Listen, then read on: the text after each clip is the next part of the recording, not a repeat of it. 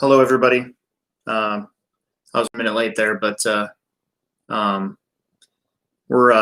was just writing out something about the current political situation, and then as I was writing it all out, I quickly deleted it because I didn't want to have to write something and then have it comments made on it, and end up with like a Facebook argument.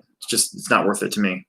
So I just deleted everything. And then I look at the clock and I'm like, oh, holy crap. It's time to go. Hang on 1 second. Let me change something.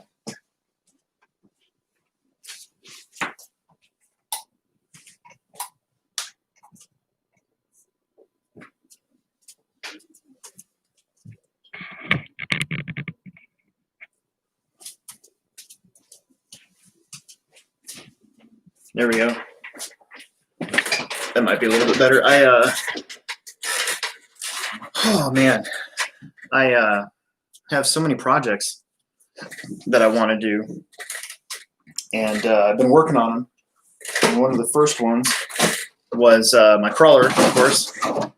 Crawling is never ending, right? So I got my body, and I was trying to make my interior fit, and I think I'm using a Traxxas waterproof receiver box that I had lying around, and I thought that was going to work pretty good, but I think I'm going to have to put it back here with this Vanquish chassis setup, because I think that my driver is actually, his butt is actually hitting that receiver box. So other than that, I think it'll fit. I just got to paint it now, but you can kind of see that in there. So we'll see. I'm gonna put that away for now. I got my roof rack there. I'm gonna get an LED light bar for it eventually, one of these days, and go from there. I'm gonna take all the electronics out of here and switch it all over to what was in my Enduro. As this is an SCX102 that I'm working on now. My Enduro is actually gone, so don't have it anymore. So let's see. Johnny wants to know, how's it going? First off, Daniel's on here. Do you guys run a B62 on dirt with mods, or just get a second unit? I assume you're talking about the difference between carpet and dirt. I'd say it's a good split between some of the people that just get a second car and set it up, one for dirt, one for carpet, and those that have just one car and just go back and forth. So my two cars, Emerson's and my own, are set up for dirt right now, and we'll probably leave it that way. I think we're gonna try to run on Friday nights some more with the dirt. So I've been thinking about getting a carpet car, but I'm having fun with my stadium truck on carpet, so I think that's good enough for me. And my son doesn't really want to race on carpet this year, so we'll just let it be. Daniel, that is Emerson's Friday night Family Friday off-road truck. So just a Traxxas Slash with it's bone stock. It's just a brush slash. So we got that so that on Friday nights he could run in Plex spec, where we just kind of we lump everybody together. So, but it won't be very fast. So, which is more popular? I think I was actually ready to maybe even pull the plug on carpet this fall, because we had such a good turnout on the dirt, and I kind of wanted to keep it going. But then as soon as we started racing on carpet, we still been getting very, very good turnouts. And I know just from talking to everybody that a lot of our crowd really looks forward to carpet. They love the dirt as well, but they do look forward to carpet, and it shows with our turnout. So I'd say it's a good split. I bet you it's 50-50 if you asked all the HobbyPlex regulars what they like better. So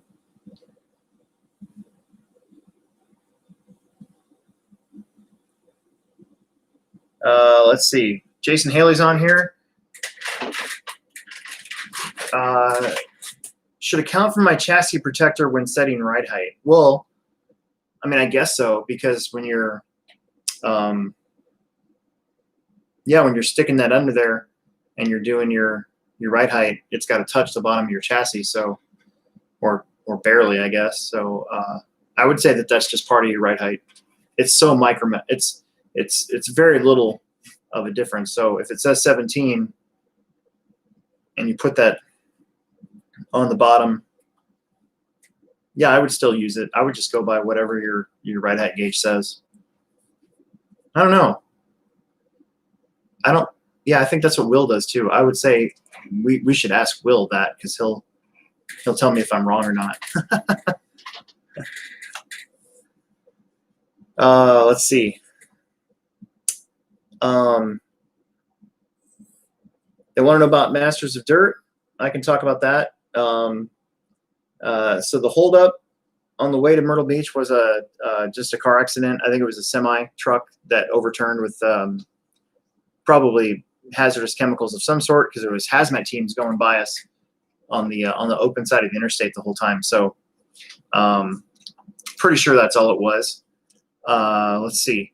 The holdup in the new part, like, so we took the detour, right? So we figured out, well, let's go take our chances. So we turned around and we went the other way, and that was definitely a semi that was overturned because we passed it. But that took, so basically it blocked a lane and a half of traffic. So they were only letting one lane through for a little while, and then they let this lane through, and then you'd let this. So it took forever to get past that one spot. And with everybody that was traveling on the interstate all trying to take that 2-lane road, that's what ended up taking so long. It was pretty terrible. Ugh, that was hard. Yeah, I'll ask him on Monday. I didn't put out any calls for questions or anything like that for the podcast on Monday, because I knew that we were going to talk about my Masters of Dirt trip and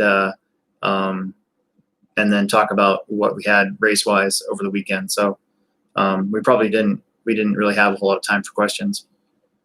That being said, the new podcast, the edited version, will be out on tomorrow. Yeah, I'll tell you what, the one thing that struck me, it's been a long time since I made one of those super long drives to anywhere, but I used to do that all the time when I was younger. 20 years ago, we drove to Tampa once. I drove to Washington, D.C. a few times, Harrisburg, Virginia a few times, to the tilt yard. We drove to Arizona twice, one for the Cactus Classic and then one for the Dirt Nitro Challenge. And I've never had as many traffic holdups or construction as I did this time around. And the driving style is way different. Like up here, like semis will signal their turn and show a little bit of patience. Down there, basically semis just would merge whether you're in their lane or not. A couple times we had to hit the brakes because they just wanted over, and we were like, oh my gosh, okay, fine, have at it, do whatever you need to do. That was a little weird.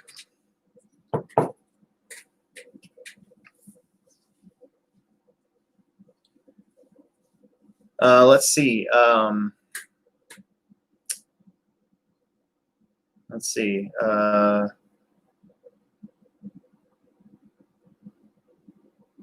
Those are good questions tonight. Let's see.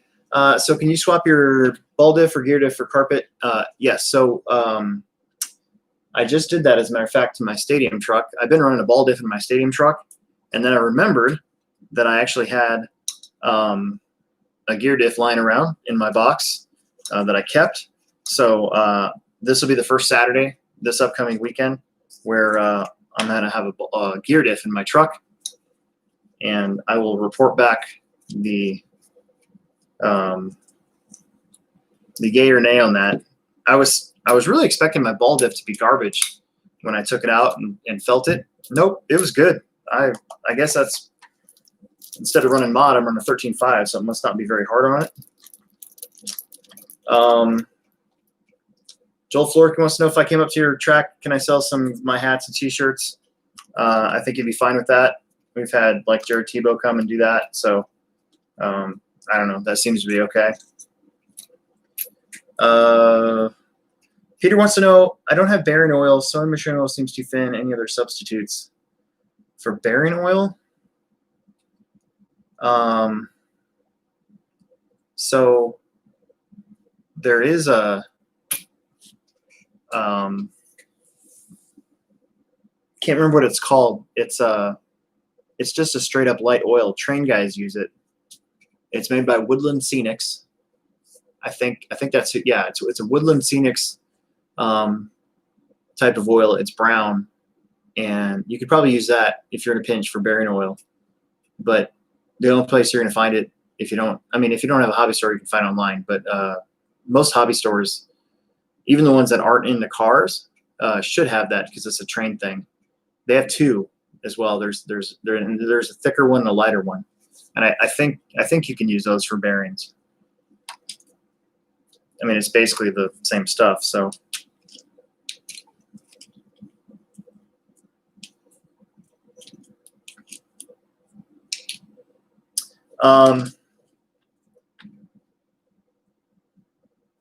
Trying to think if there's anything else. I mean, I'm sure you could find some sort of light oil at Home Depot or something like that, but I've never used any of that myself. I don't really use a lot of bearing oil. In fact, I just got some of this stuff from One Up Racing. It's this is their CV joint oil, and then I think I thought I had it. One Up also has a bearing oil. I'd be interested to know if it's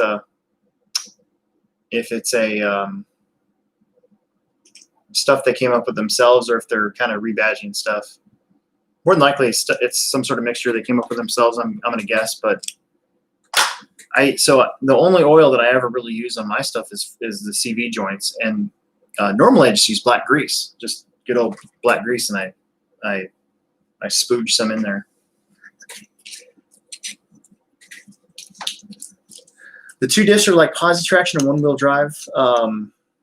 No, not really. It's just it's hard to explain because clearly I'm not an engineer, but basically the ball diff on carpet, because there's so much grip, that usually a ball diff will get roached pretty fast on carpet. And a gear diff doesn't get necessarily roached. You can definitely heat up the oil and ruin a gear diff like that. But I honestly don't know how to explain why. I mean, on carpet you can also, because it's an oil-filled diff, you can experiment with different weight of oils, whereas a ball diff, you're just kind of stuck. And I think you don't want, on carpet, I don't think you want your diff to completely diff out on you in the corners all the time. You want it to be consistently through all the corners. And if you put like 1,000 weight diff oil in a gear diff on a two-wheel drive car, you'll get that diff out effect. And so the gear diff allows you to put 10,000, 20,000 weight in there. On associated cars, it's more like 5, 6, and 7. I think I've seen some stuff in stock where they're using 10,000. But I just know that I think one of the main reasons why I use gear diffs on carpet usually is because you can roach a ball diff very fast on carpet because of the amount of traction. Other than that, it's really hard. I don't really know how to explain it. These shows are always after work too, so days like today, for instance, my brain's fried. That would be a very good Monday night question, because Will Brenton is always up for answering stuff like that and enlightening me on why we do the stuff we do.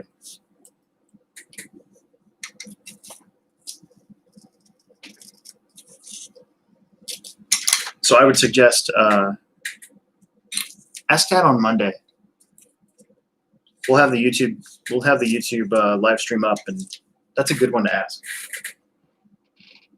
I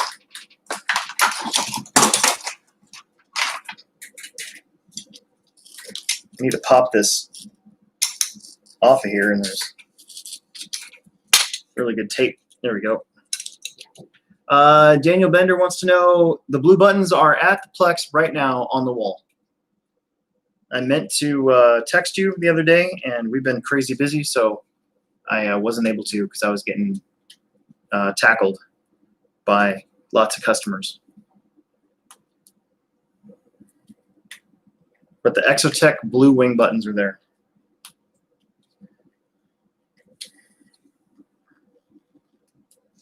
Shane was on here, and he wanted to know about the Masters of Dirt races, and I would love to get into that, but I did make a 3-part YouTube video on that race, and pretty much poured my heart out there at the end. So if you want to know how it went, you should look up Road Trip Part 3 and watch that one. You could even skip the 2 races that I showed because of how badly they went, and you'd be okay.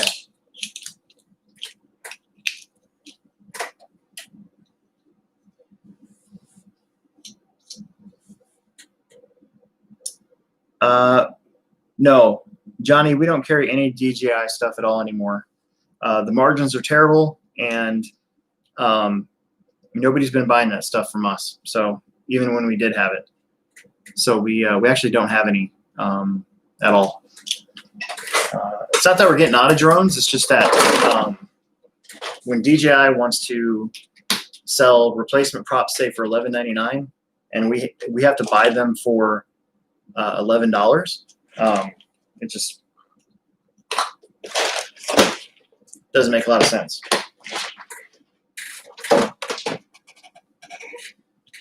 They're definitely not like hobby shop friendly places.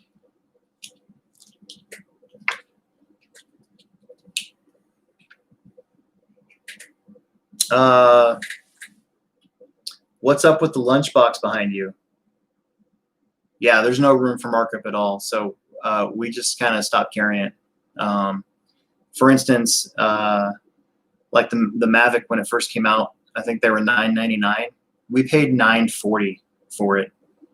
So, I mean, you barely make anything on a $1,000 item. It just doesn't make a whole lot of sense. Jason, I have 2 lunch boxes and a Midnight Pumpkin up there, and those I'll probably never run those ever. They are new additions to my collection, and definitely one that I'm not going to ever run again. Oh, shoot. I'll show you though.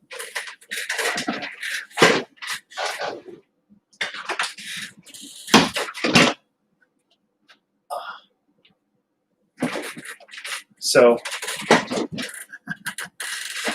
there's a Vanessa's lunchbox in blue.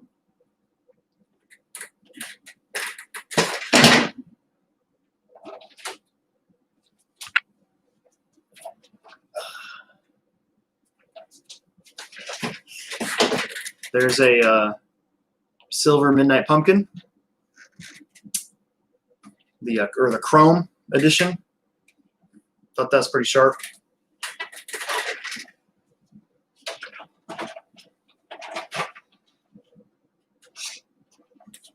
And then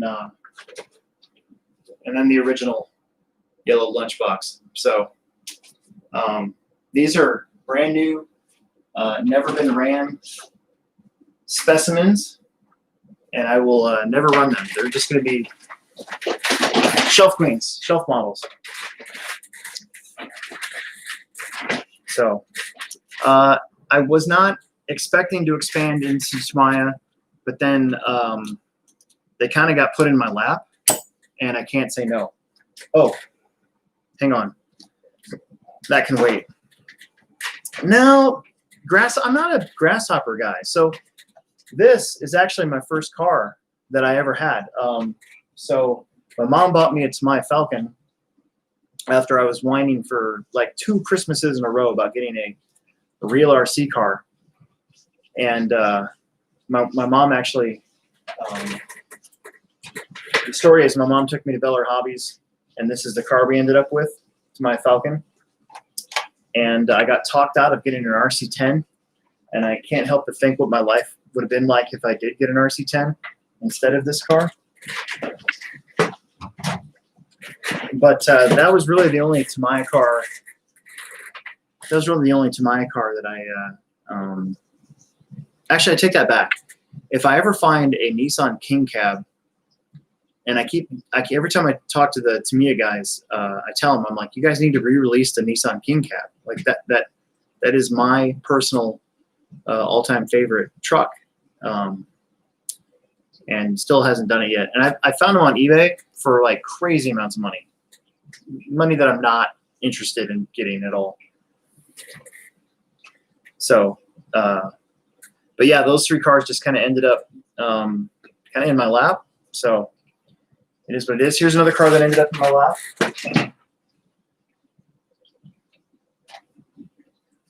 So this is the newest LowC car, and what's awesome about this is pure 90s right here. You've got Alien Workshop stickers all over the place, the old school XXC stickers. You got the Oakley sticker. You know, whoever car this was, it's definitely a 90s car. So this was actually dropped off for Tim Ski, the general manager at the HobbyPlex, and when I saw it, I was like, "What? Like, how, dude? What are you gonna do with that? You gonna collect? Are you starting a collection now?" And he's like, "No, it just ends up. It's just the guy said I could have it." So so I was on Tim for probably a couple of years now, it's about 2 years, and I finally broke him down to where I could take this home and add it to my collection of stuff.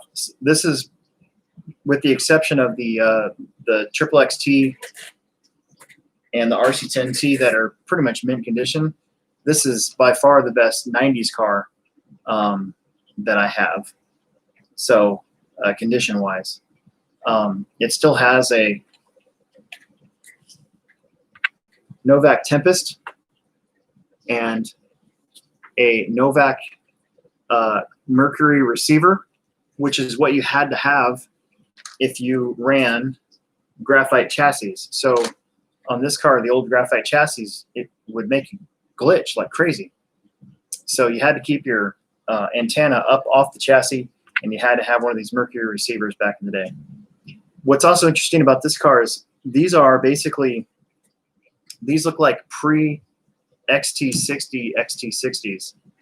So I wonder what those plugs would actually be called. But also what's really trip about this is that's an Orion battery in there, 6-cell nickel metal hydride Orion batteries, where we would buy the batteries, and then you had to solder everything together. And you know, I always hardwired mine in. That's why my XX over there has a little cut in the chassis. But this thing is primo condition, and I actually have a new in the box. Actually have a new in package XXT body clear. So now that I have this, what I think I'm going to do is give that body to Kenny and have him paint me a body in my paint scheme for this truck. So if I ever get to participate in a vintage race, I actually have a really good condition XX and a really good condition XXT with all the electronics to go with it. So I'm pretty stoked about that. And again, this is another one of the older cars that have battery strap. It has the battery strap with it. So I finally broke him down. I begged and begged and begged for him to let me have this, and finally did. So I'm pretty happy about it. You know, the other cool thing about this is, yeah, this truck has the front kingpin. So the double X's at one time had a regular ball stud mount. This has the kingpin mount that goes through it. So that's pretty cool. Titanium turnbuckles. It's got CVDs. Dude, this thing is sick. And the body drips. It just like bleeds 1990s. So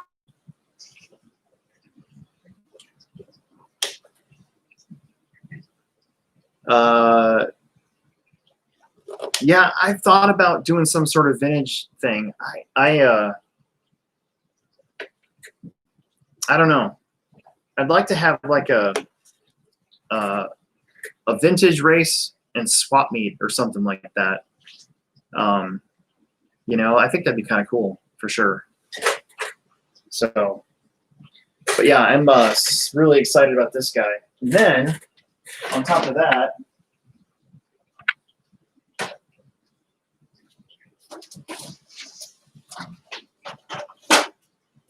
I got another one this week. Nate, Tyler Will's on here saying, "Hey, I'll trade you. I'll trade you for a T4." Well, I already have a triple XT, so I don't need one. But I picked this up. This is another local car. So this is Kenny McKinney. This is his old T4 that he used to race when he was still an off-roader. And he was like, you know, I got that truck just lying around. You can have it if you want. And I was like, dude, of course.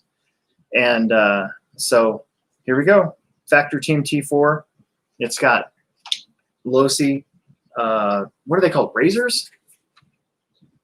Rips? Razor? I think they were razor. So it's half rib, half tread, kind of like the Proline blades. And then it's got hole shots in the back. Again, I got the battery strap for it. It does need to be cleaned up a little bit, but that's really easy. And I thought I had one of my original T4 bodies for this, but I don't.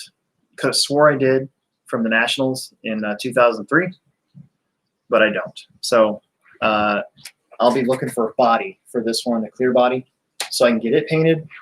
And yeah, so my truck side of things is getting really good. I'm only missing a T3 in the associated line, and I'll have a RC10T, T2. I need a T3. I'll have a T4.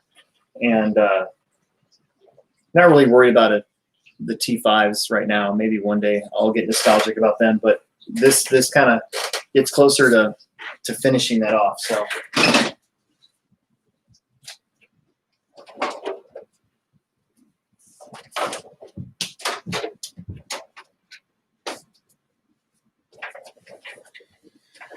It's pretty exciting.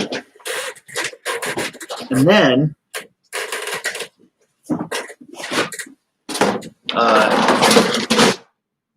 all you vintage guys, check this out.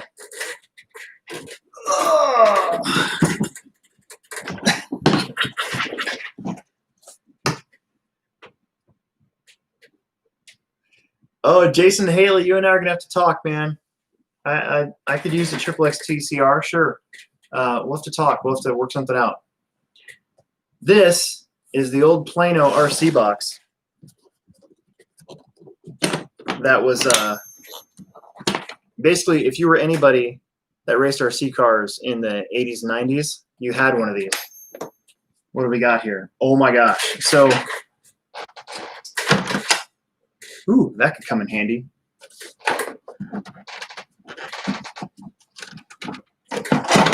Here's a Tekin.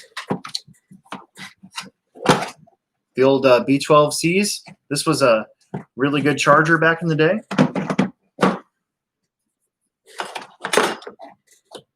Got an Orion discharger.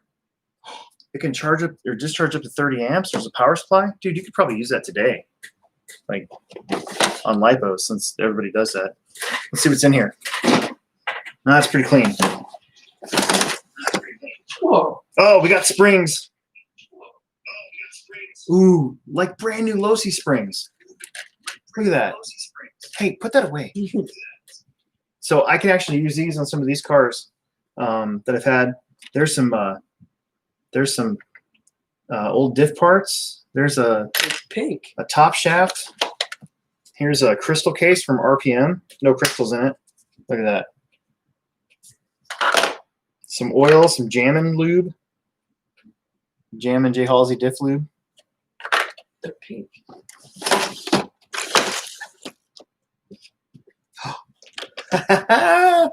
Sweet. Here's a Hydro drive. Pistons. Ooh, this guy was organized. Look at that. Body clips. That'll come in handy. Yeah, will come in handy. What are these? Like diff balls? Dude, that's crazy. What's down here? Let me go get a shirt on. Some more RPM parts. Not exactly sure what those are for. Here's the old Race Tech box. So this is right. You know, the Plex actually has some 200K diff oil. If you're really looking for some, we've got them. We've got it from Mugen, and who else did we order it from? I got some Mugen stuff, and there was one other brand, kind of an off-brand as far as oil goes. So this is the old Race Tech motor thing. So you put your motor in here, and you can actually adjust your timing. That's pretty cool. I have no idea what this is. It looks like some sort of adjuster. Anyways.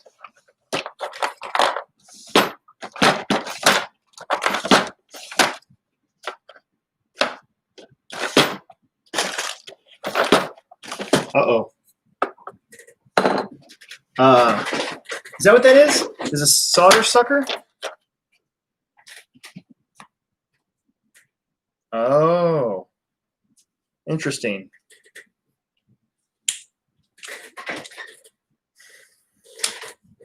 Maybe. I don't know. Peter, yes, absolutely. I'll ship to Canada.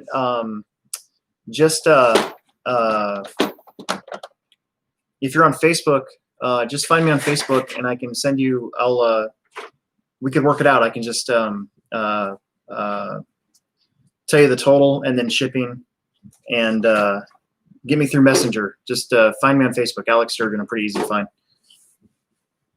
Dang it. I want this closed. Did I break it?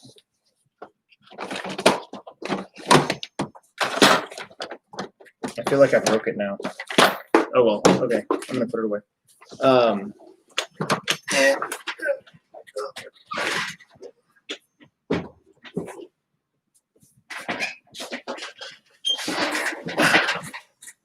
Anyways, I'll figure it out. So that's what happened today in my life.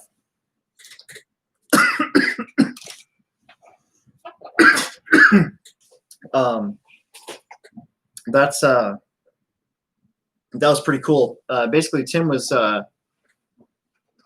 cleaning out his pit area, and no, just leave it alone. I know. I think he just finally decided that I was he didn't want to hear me harp on him anymore. So can't say I blame him.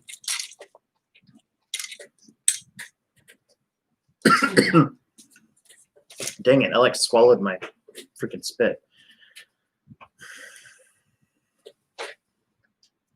Let's see. So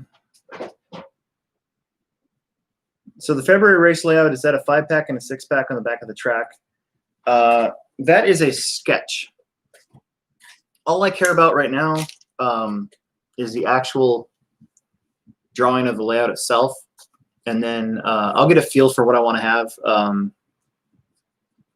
What I do when I make a track layout is I use black Sharpie to finish off the actual like layout, and then I pencil in anything. And if it doesn't feel right, then I change it. I can erase it and I can change it. So probably not. There won't be 2 5-packs. So what I want to do for that race is have an uphill jump section. a jump section going uphill. We've done it before, and it was super fun. But the track that was in only lasted 3 weeks because we had to change it for a nitro race. So I am kind of excited to do that again. I think it's going to be a lot of fun. So I just got the class listings for the February race, and I have RC sign up ready to go. As soon as I get the word, I'll make an announcement, and I'll get the flyer up, and we'll be ready to rock and roll with that race. So that's gonna be a big one. We were kind of looking at pit space today and yesterday, trying to get a plan. We're gonna have we should have 140 pit spots. If everybody runs 2 classes, you know, that's a lot of entries, and if everybody runs 3 classes, that's a lot of entries. So we're probably going to cap it at 140 people. So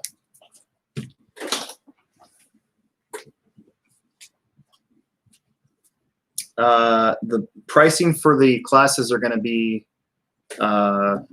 50, 30, and 30. So $50, and then 50 first, and then 30 each additional class after that, and $15 Plex spec. So if you're going to run 2 classes, it'll be $80. So, so start saving up now, so you're not behind.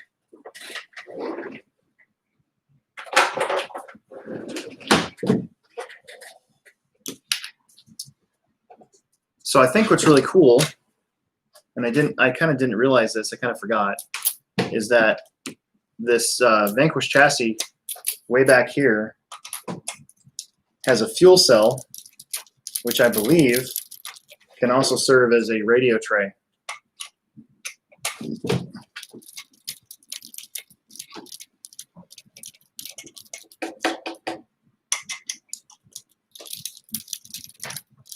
So I'm going to look and see how big it is, and see if my receiver that I want to use is too tall for it or not.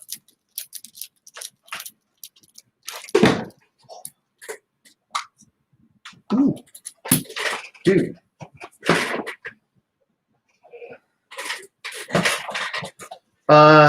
Jason Haley, you ask a very good question. I'm actually going to need somebody in tech.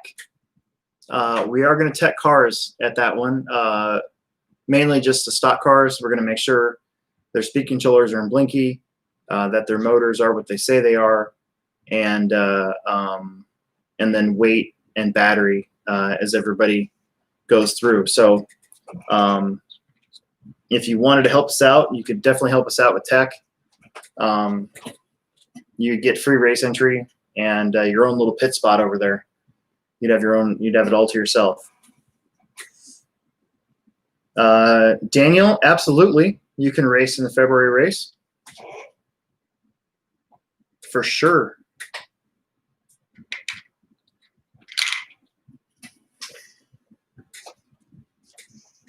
Yeah, it's Friday. Friday practice and seating. Saturday qualifying, Sunday mains. And there will be practice on Thursday for $10. Tyler Rowe wants to know what would be a fast 110 stadium truck system combo. I would say a just stock speed controller and the 13.5 motor of your choice. They're all $100. You can't get around it. Daniel, you'd be able to race in whatever you feel like. It's Plex spec at that race. That's one of the classes that I asked if we could hold, and we're going to be allowed to have a Plex spec class. So it'd basically be the same rules as we always do. It's kind of anything goes, 10 scale, as long as you're running a 2-cell battery. So no age limit. I'm not going to put a 2-wheel drive limit on the cars. I'm just going to say whatever. It's Plex spec. Go out there and run. So if that's what you want to do, run it. The entry fee for Plex spec is only $15.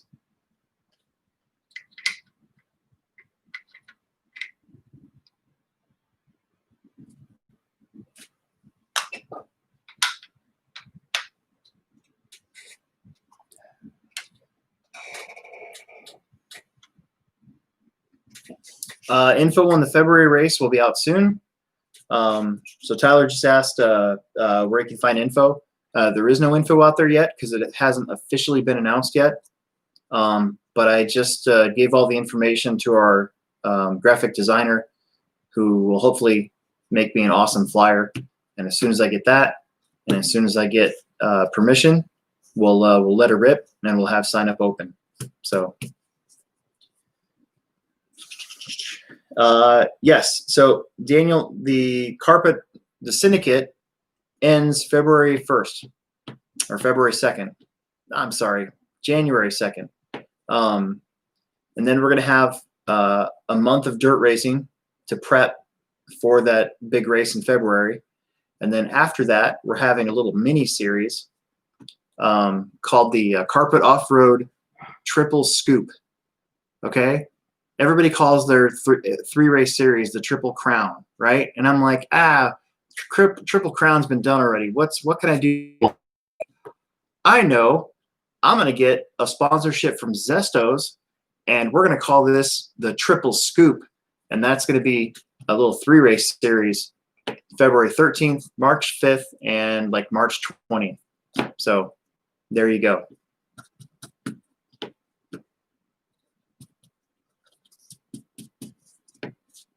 Triple leg. Yeah, I know. There's all sorts of stuff we could have come up with, but that was the one.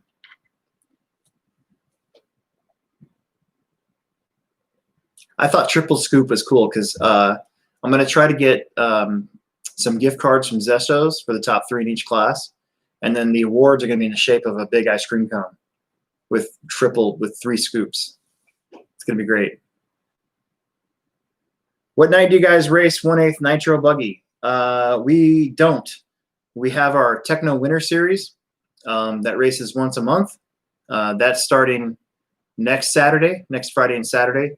But as far as club racing goes, we don't really do that much anymore. The local turnout for Nitro is pretty small, and so we'll let those guys run the track where they want on our open track days. But as far as in a weekly club racing, we really don't have that anymore.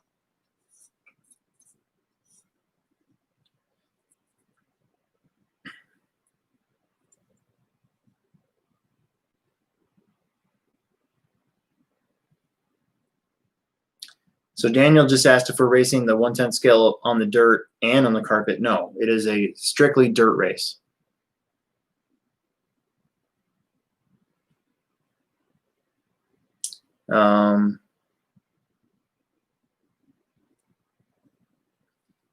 The Mini T and Mini B racing that we're doing right now is on the carpet. We haven't had anybody come with them on Fridays on the big track. We'll see this spring if maybe we can keep it going.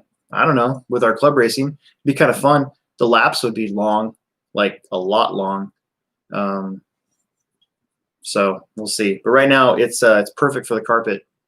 The Mini B is not out yet. I'm supposed to be getting one here shortly to do a unboxing on and possibly a review. So we thought it was going to be here Wednesday. Nothing came.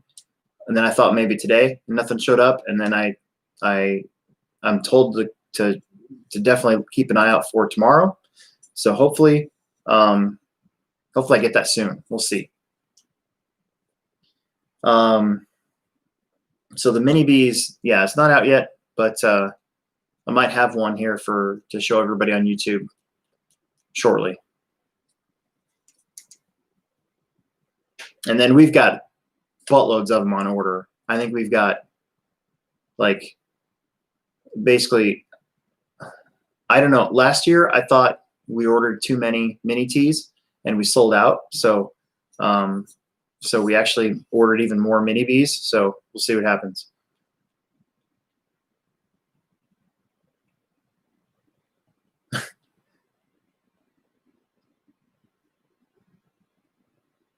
That's pretty funny. So the first place, we should make the first place trophies have sprinkles, and then the second place trophy have multi-flavored ice cream, and then the third place trophy have vanilla, just straight vanilla. I like that. That's pretty funny. I have not seen anything in the pipeline for any brushless stuff for the Mini B. You know it's coming. It'll come a couple months after they sell all these Mini Bs first, and then they'll, you know, they'll have it. They'll have a setup for it. It's just the way the world works in RC. But we do have, so at the Plex, we have Hobby Wing minis, mini speed control systems. We have Castle Creations microsystems now, and we have the Dynamite one that they want you to buy. So if you want to make it brushless, we got you covered.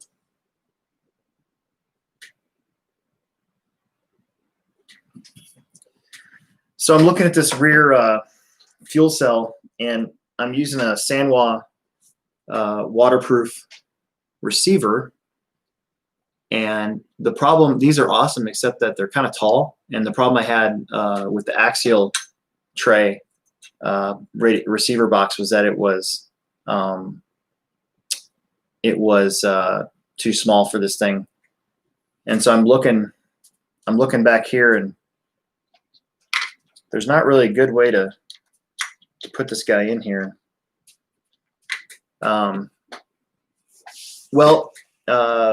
Big Dude wants to know what I'm working on.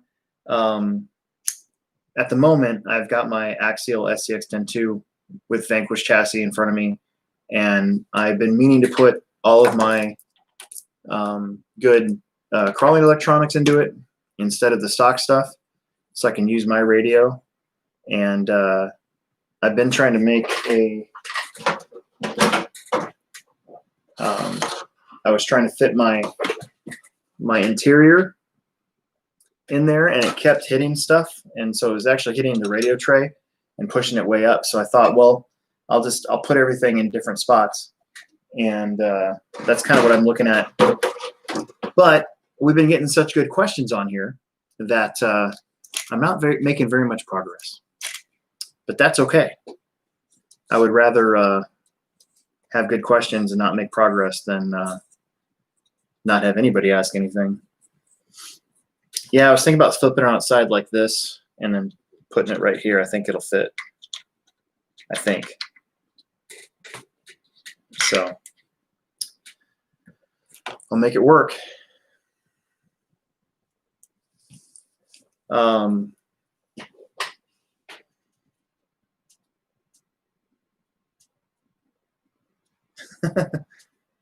Let's see. Yeah, I'm pretty happy with the body. This is that Wraith Spawn body for that, and then this is the actual Wraith Spawn interior, and it's going to work. It's going to look really good, and you got to keep up with those scale points, you know. And then I think what I'm going to do is put like a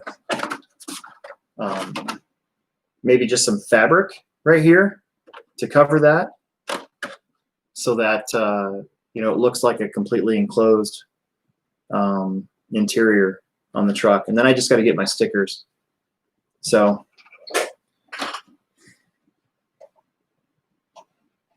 yeah, it's going to be good. It's going to be really good. What would I recommend for stadium truck? Tyler,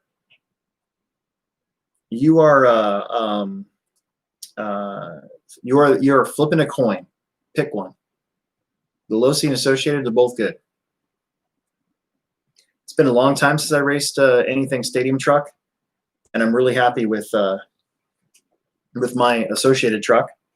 But I also drove the TLR truck the other day, and it was just fine. So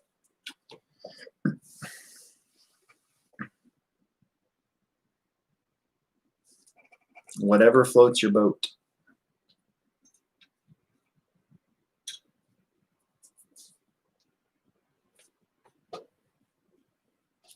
So I also have my external BEC here too. So how do I want to do that?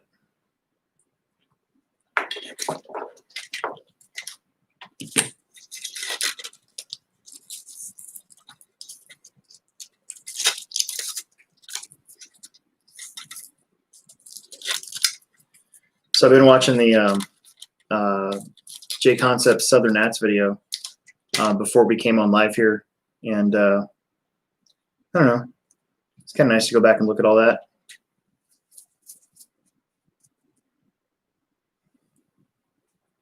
So on my Enduro, I had this over here, and then this and that.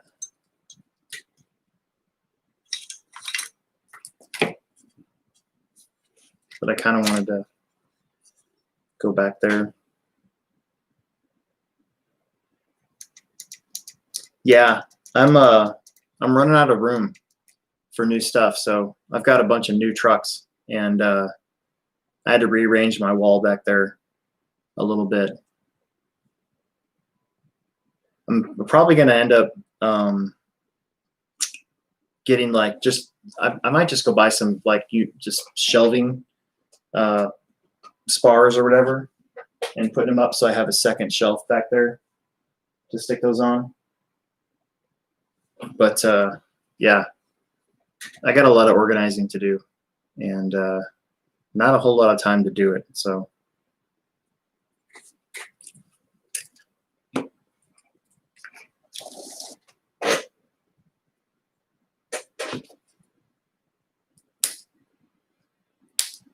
I added a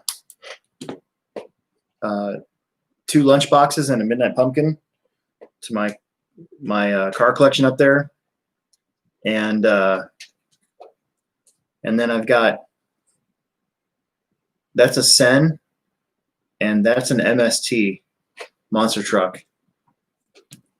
Not sure what I'm going to do with those. Those might just stay up there too.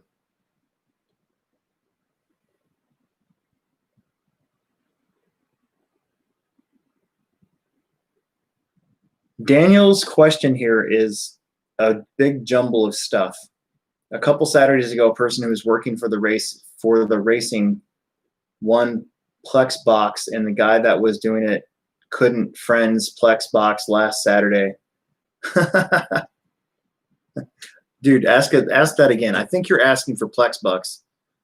So yeah, we will. If you won Plex bucks while I was out of town and you did not get them, we will give you them. Steven, the spots fill up relatively quickly. So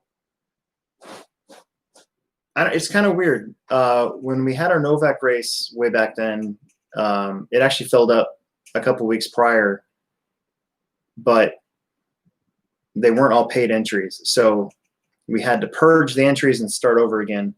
And some people didn't get in the race, and then were like mad texting me, and I'm like, sorry, you didn't get in there fast enough. So basically what'll happen is we're gonna make an announcement about the race, have the flyer ready, RC signups all ready to go, and then I'm gonna give a time when the race is live to sign up. And so there's a site called rcsignup.com that we use, and what you can do, it's free. You can go on there and you can create an account, and you know, it asks for a lot of info that you don't necessarily need to put in there, but mainly your name, and then you get to pick your class, and it enters you in the race, and then you have to pay our PayPal account before you're registered. So if the race fills up and everybody's pays, then they're in for sure. If the race fills up and there's still some stragglers for paying, what I'll do is I'll make an announcement and saying, hey, you're signed up for this race. You've got until this time to pay. Otherwise, you're going to be deleted, and there's going to be people on a waiting list, and then they'll get a chance to get in. So if it does fill up before you get in, you can also end up getting put on a waiting list. But basically, we have 140 pit spots. That's it. So the race that I just came from had 330 something entries with 144 people. So I think we'll be all right regardless.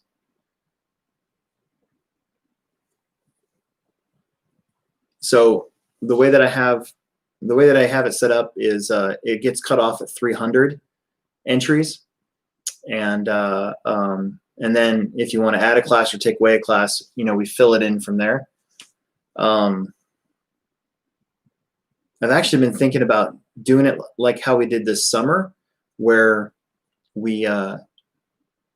this summer we did it by person. You didn't actually sign up for any classes. You just signed up for the race, and then you came and paid and filled out your classes when you got here.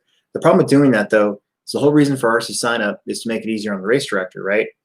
So if the race fills up with 300 entries and everybody's paid, I can actually go in and I can copy all those entries and I can dump them into Lifetime without anybody coming into my booth and telling me what they're doing, what classes run or anything. It does it automatically for me. So that's the way we would want to do it. So we'll probably just stick to that.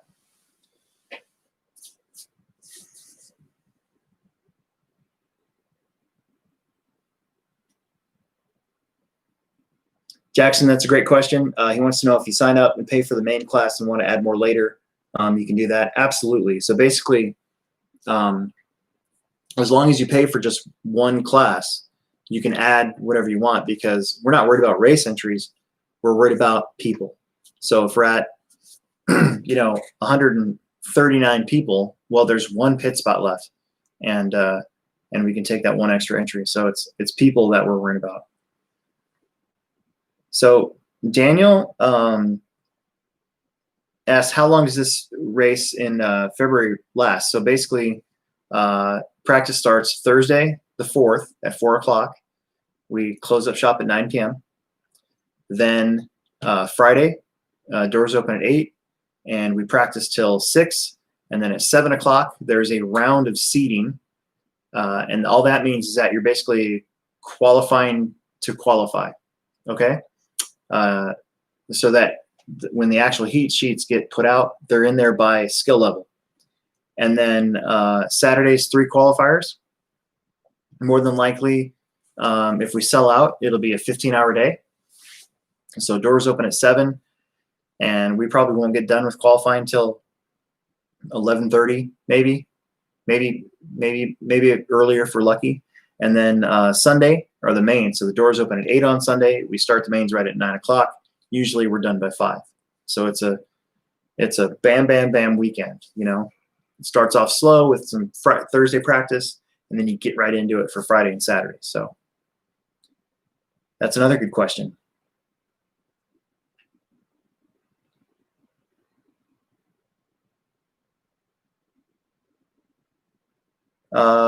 So yeah, Stephen, the days are pretty long. So, Friday, you don't have to be there all day if you don't want to.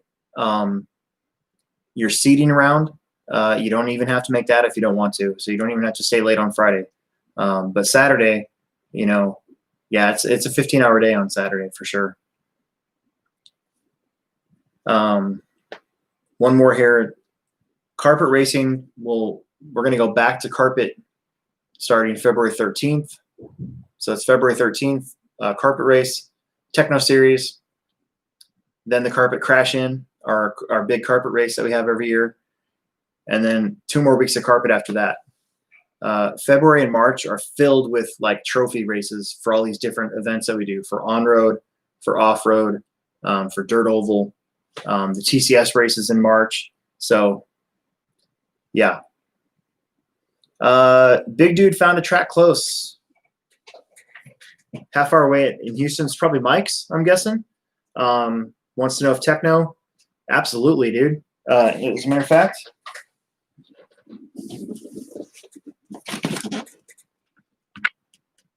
I got myself a techno truggy that I'm going to be putting together, and so I can race our winter series.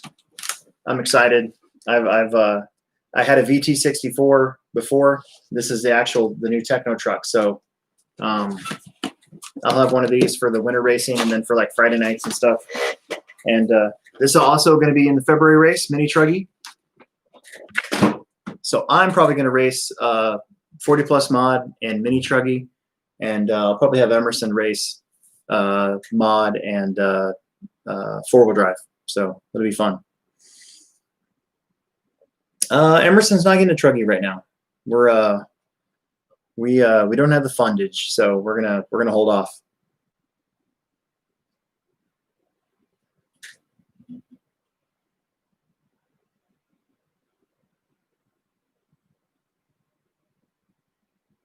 Man, I hope so.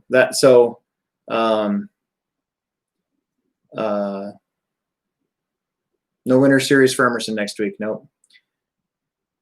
So I talked to, every time I see the Associated team manager, I bug him. I'm like, hey, when's Associated gonna make a mini truggy? And you know, he kind of just shrugs it off. But I don't know. It would be nice if one of those two made one, because then you would have Techno, X-Ray, and then one of the big, you know, the other big two. I think it would really prop that class up. I think mini truggy is a pretty fun replacement for like Pro 4 short course truck, because it's the same toughness in a vehicle, but you don't get that balloon effect over any of the big jumps. So, you know, you can take a mini truggy, and I think you could have a lot of fun at like an outdoor 8-scale track even. Where with like Pro 4, you know, it's kind of hit and miss if that's going to be fun at all, just because of the kite effect that you get from the short course trucks. So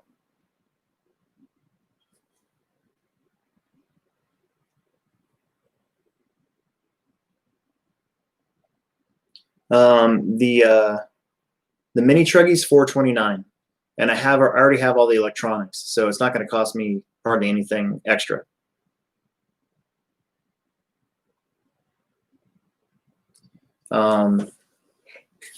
Yeah, I know, Jackson, but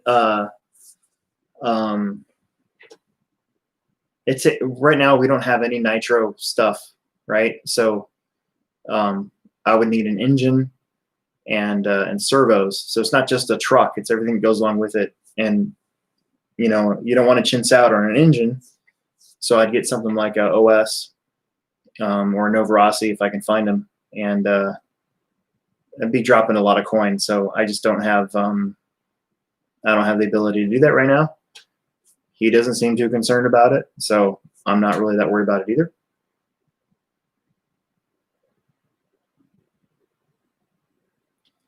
Yeah, Daniel, you're gonna have to bring that by at some time. So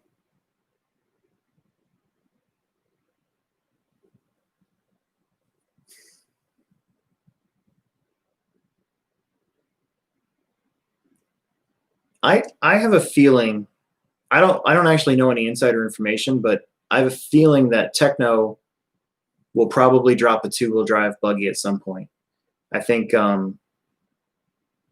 they have enough team drivers that would prefer that, would like to see that happen, that it's only a matter of time, I think, before they have a 2-wheel drive 10 scale. It's not necessarily, you know, that guy's cup of tea. He was a big 8-scale guy, you know, initially, but I think their 4-wheel drive buggy has proven, you know, that they know what they're doing. I think the car works really good, so it wouldn't surprise me to see a 2-wheel drive come out at some point from Techno.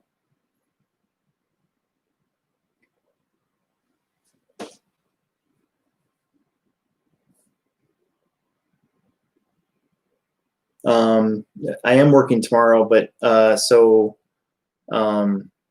be putting together the carpet track.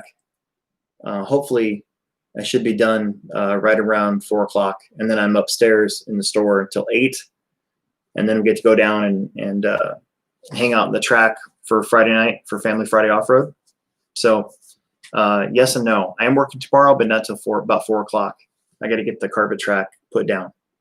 That's my big thing I got to do on Fridays. And it's I don't necessarily look forward to it. So much work, but it's worth it. If we're getting the turnouts we're getting, you know, it's totally worth it. So I'm not too worried about it.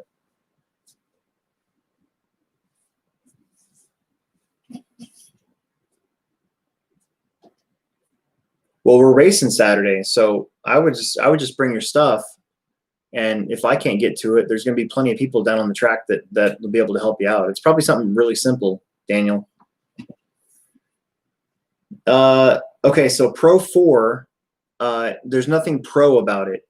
The name refers to the style of short course truck. So back in the day when short course trucks were first out, we had Pro Light, Pro 2, and Pro 4. The name actually comes from short course racing, like the Lucas Oil Series or the old Torque Series, the Traxxas Off-Road Racing Championships. That's what their classes were called. Pro Light was basically stock, Pro 2 was mod short course, and Pro 4 was four-wheel drive short course. So that's all that really is there's no there's nothing pro about it. It's just a style of vehicle.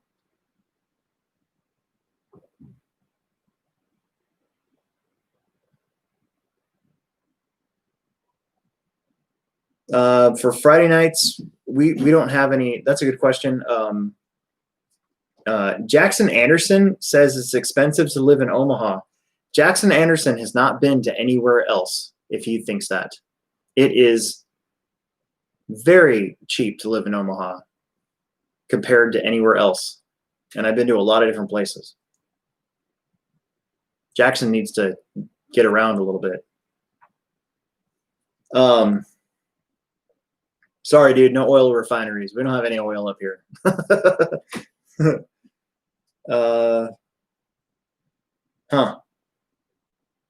Rod Case and Peevler already tried stuff. Weird. I don't know what to tell you. We'll figure it out. That's true. I forgot about that. So we do have ethanol up here. So I guess there are some refineries, but not actual oil.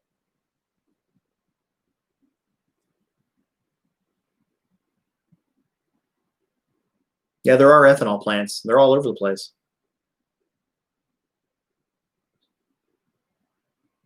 I forgot about that. Ugh.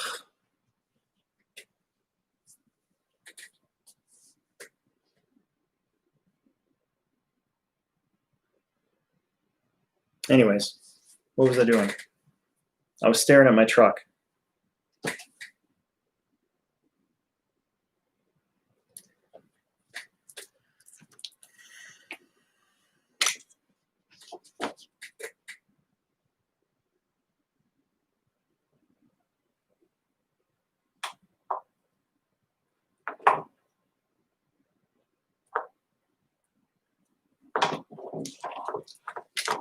That ET410 is mine, Clayton. So I can race something at the Winter Series. So I can be with the cool guys.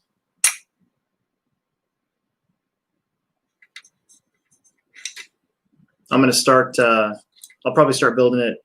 Hopefully tomorrow night. No, not tomorrow night. Tomorrow night's Friday night. Sunday I'll be working on the track. Yeah, I'm gonna have to thrash on it pretty hard here next week to get it ready to go.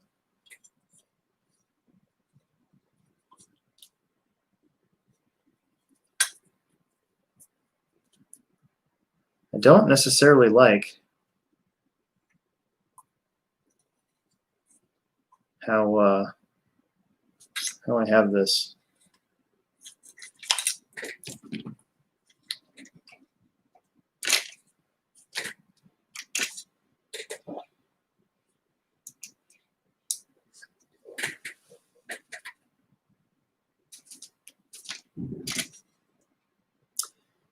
Yeah, I'm not sure what Jackson was basing his statement on.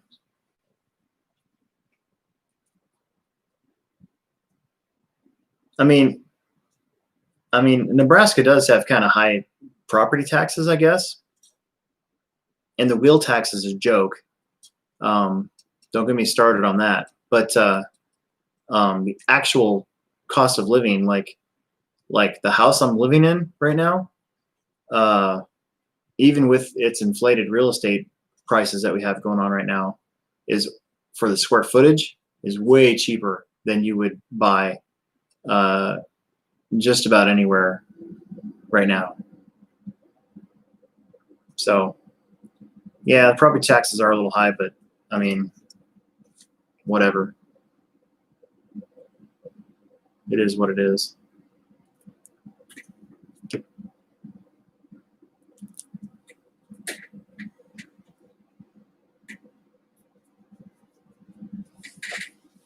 Yeah, it's actually lower than what I paid for with mine. This house is actually higher property taxes than that.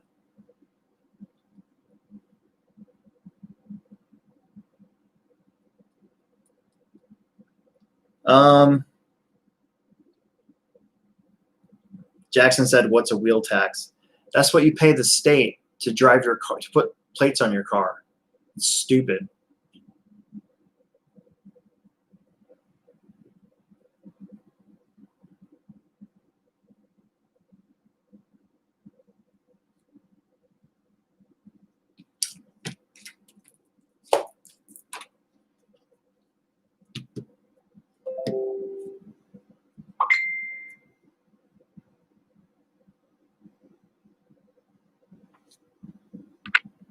Oh yeah, yeah, it sucks. Try buying a new car and then getting plates on it, because the way that the city works, or the wheel tax works, is like the older your car is, the less you got to pay. It's stupid.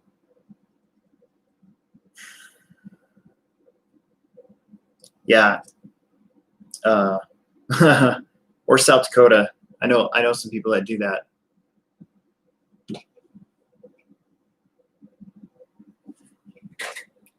Kind of at a point with this truck where I'm not really sure what I want to do. I need it to be out of the way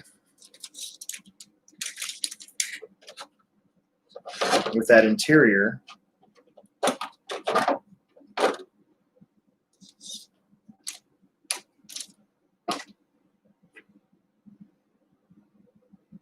But I also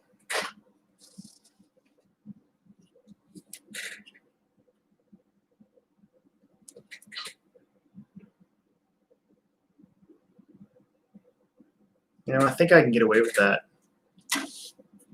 if I cut some more of that middle out. Maybe I'll just do that.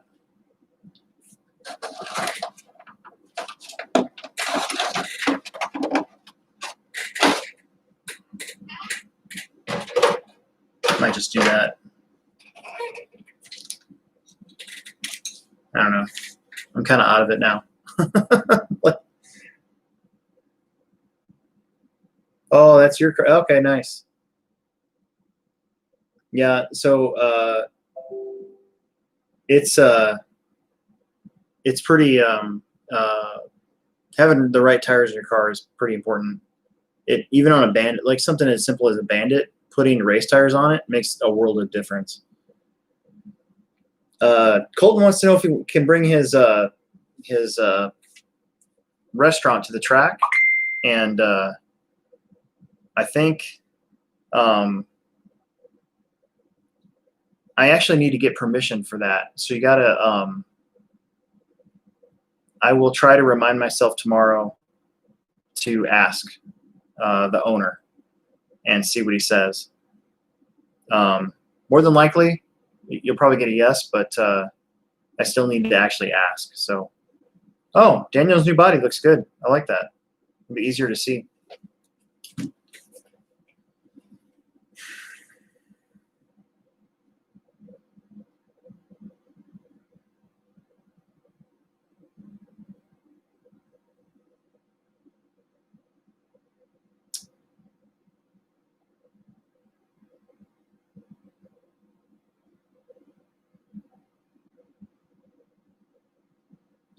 Yeah,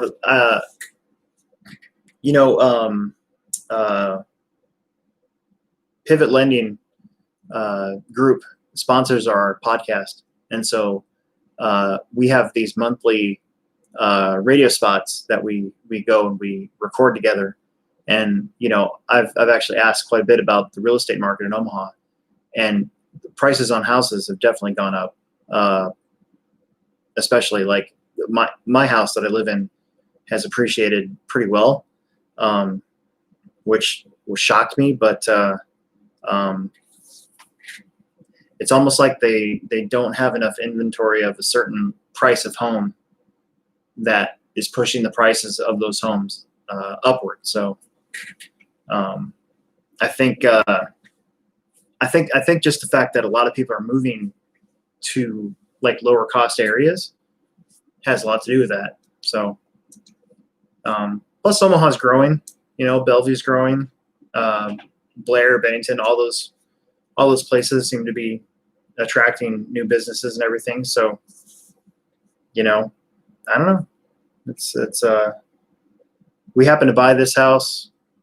We actually had this house built, and it was pretty shocking back in 2007 when we signed the papers how cheap it was to get a house built at that time. And so we're kind of fortunate that we actually had all the papers and stuff signed during the 2008 like real estate bubble thing. So I think that's one reason why we got it so cheap. So yeah, it felt like really good timing for sure. The problem is that our original house that we bought, it was worth more than what we paid for it. And then we're trying to sell that at the same time that we're building this. So we basically just broke even on it, which I guess is better than being under, right? So, God, people keep texting me during the show. It's annoying. Gotta turn that off.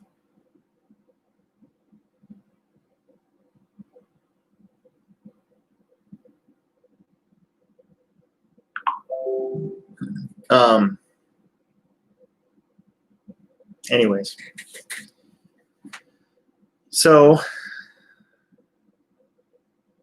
Tyler Will, if you're on here, sir, that is an ECX, probably a circuit or a boost.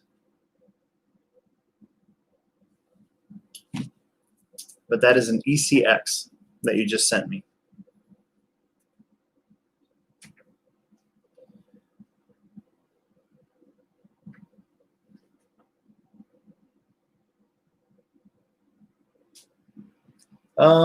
So anyways, yeah.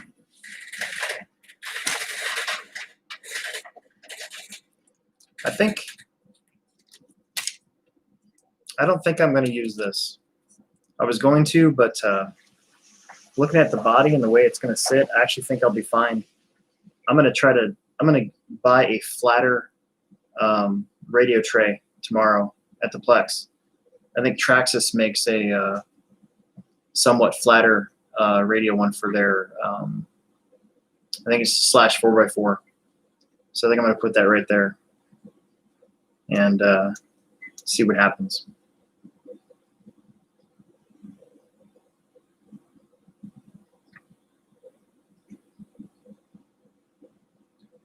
A Mini 8. So let's see. I think those use the same stick packs, so you'll be able to find like a Venom 2 or 3 cell with the right plug on it. Ooh, what kind of plug is on it? Is it the mini white plug that they used to make, like LowC had on their mini tees, that square white or red plug? That might be a problem. You might have to change your plugs out. But like our store carries Venom 2000 milliamp hour 2 cells, and then we carry 1300 milliamp hour 3 cells that would fit into that battery tray on the Mini 8. EC2s? Well, you might have to change that to Dean's. I think LowC, or I'm sorry, Horizon Hobby's got a dynamite battery, like a stick pack, that would fit in the minis with an EC2 plug, I think. We don't order them because there's not many cars that use that EC2 plug anymore. But if I remember right, I think they have some still.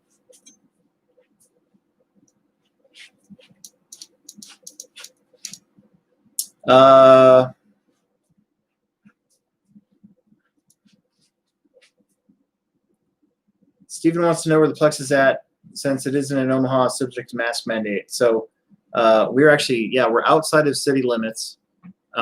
So customers don't have to wear masks if they don't want to. All the employees have to wear masks. That's why you see us wearing masks. It's just the owners requested that we all do that, and we're just following those guidelines for us. So we don't have to wear them, but the owner has requested that we do. So if you want to keep my job, you do what the owner says. So that's why you see all of us wearing masks, but customers don't actually have to. I think one of the reasons why we have to is we got a Google review that the guy said, like, everything was awesome, best store I've ever been to. I'm only giving it a 3-star rating because they weren't following any COVID protocol, which wasn't true. Like, we've got the 6-foot sections down there, and you know, we got signs up all over the place. We have you know, we have all the disinfectant everywhere. We spray the doors down, wipe them down, stuff like that. But I think it was just the mask thing. So I think that's one reason why he asked us all to do that. It's fine. I mean, it's one little thing. I don't know. I don't try to keep politics out of everything, but I do listen to Ben Shapiro, and that's one thing that he said. He's like, if wearing a mask means that we can all open up and do business like we all want to, then you know, then it's a small thing to ask. So I kind of agree with that, I guess. Now, at first I didn't like it, but you get used to it, you know. That being said, I cannot wait for the day when we don't have to wear them. So,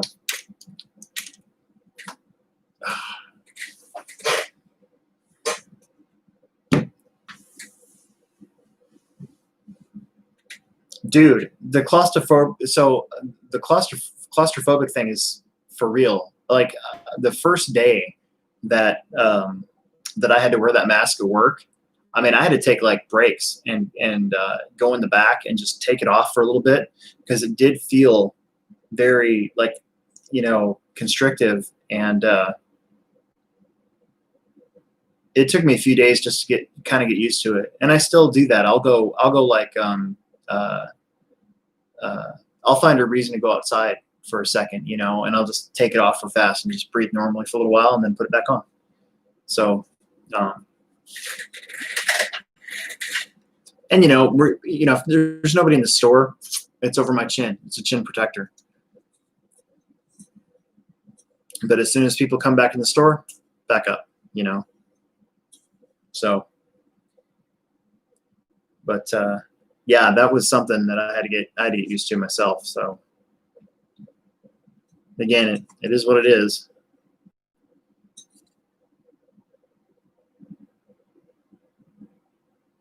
Yeah, I think you know, when I'm working on the track, right? So you'll probably see some videos for me this weekend. So Sunday night, this coming up Sunday, I'll start working on the track, and part of the deal is, you know, I don't open all the doors out there. So after a little while, you know, the diesel exhaust kind of gets to you, and so I got to take a break. I got to go outside, you know, maybe run to the gas station, get something to eat or drink or something, and then I come back and then I do it, you know, some more. And it kind of feels like that every once in a while. Do I ever glue my carbon fiber to make it last longer? So I don't know if I got something to show you, but I'm kind of lazy, so I haven't done it on any of my cars. But what you can do is take a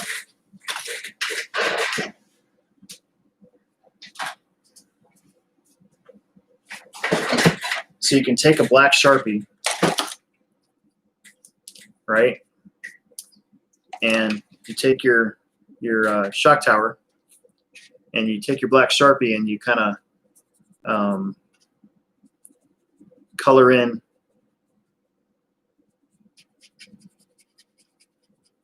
on the shock tower, right? And then what you do is you take very, very, very thick super glue and you just kind of touch it on there, right? And you kind of rub it along the shock tower. And it's better to do this when it's all off, okay? You should also take a little bit of very fine sandpaper and just barely touch the edges, sand the edges off slightly. But black Sharpie, glue, and then you hit it with the accelerator, and that'll actually seal up your carbon fiber, and it looks really cool. It's nice and shiny and looks really good. Don't use shoe goo. No. Shoe goo is way too thick for that sort of thing. Just thick CA, the pink bottle of cyclopentane or whatever. Tire glue can work. It's a little runny, so you got to be really careful, because if you do that and then it comes off the edge and runs, well then you got to wipe it up, and then it starts to look like crap. So the thick stuff doesn't really run, right? And so you're just trying to seal in those your carbon fiber from delaminating and peeling, and peeling up. And again, the black Sharpie thing, and then you hit it with the accelerator when it dries really fast. It looks really cool, and it kind of seals in your carbon fiber laminations. Obviously, I haven't done that in a long time. I used to be real meticulous about my touring cars, doing that, like my X-Ray. But I've been kind of lazy, so I haven't done that. Good tires for the 8-scale buggies. That's an easy question to answer. Clay compound J Concepts ellipses, dirt webs, clay compound Proline positrons or electrons if you can find them, and clay compound typos or scribbles from AKA. And you can't forget about the raw speed tires. I think they're called radars in their clay compound. We've got some at the Plex too. So basically any clay compound web or bar type tire from your favorite manufacturer.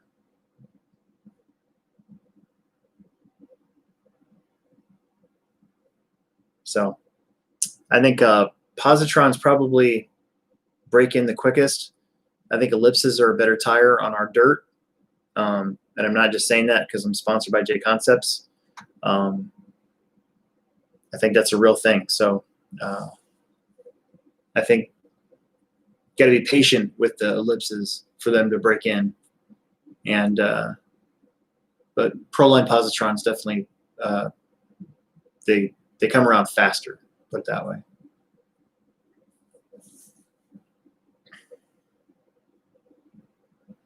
All right. Well, it's an hour and a half, and I didn't get any work done this show. So, but that's okay because I got plenty of time to worry about my crawler. So, but I'm gonna go to bed. I'm gonna set my alarm for 2 a.m.